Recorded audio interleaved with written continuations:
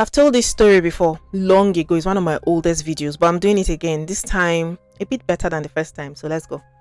They found another one, another girl in a hotel with a white cloth tied around her neck.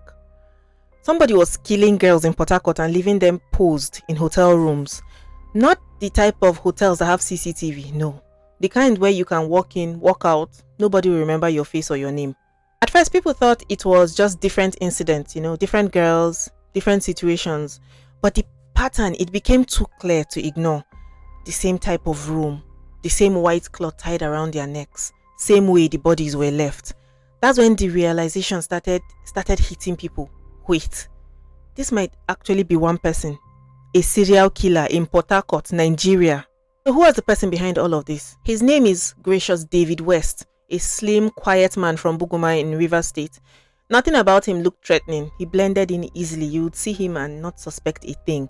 At night, he would move around Port Harcourt looking for young women, usually women that he could pay for sex.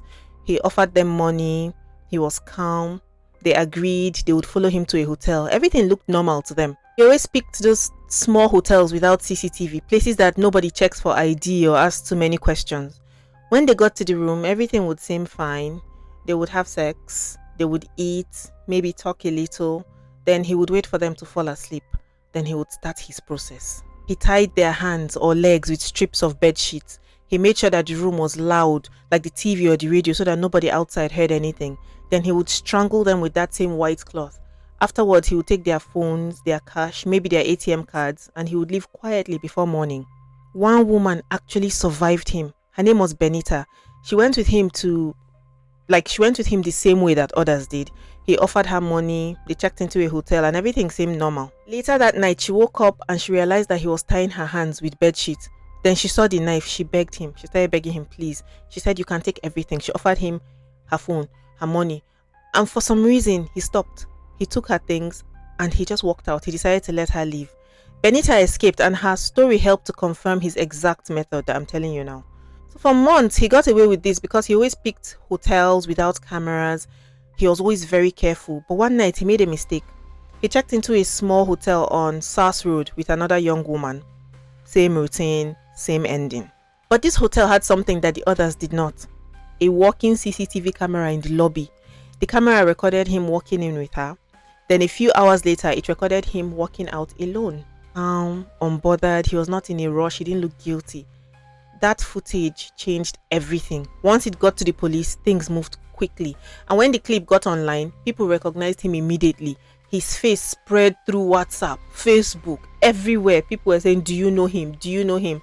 The next morning, he tried to leave Port Harcourt quietly on a commercial bus. Police stopped the bus. He was inside. No disguise, no resistance. He didn't even look afraid. When they pulled him out, he admitted who he was, and at the station, he started talking immediately. He confessed to killing more women than the 9 that he was eventually charged for. In his own words, he said he had killed about 15 women in total across Port Harcourt, Lagos, other states like Owerri.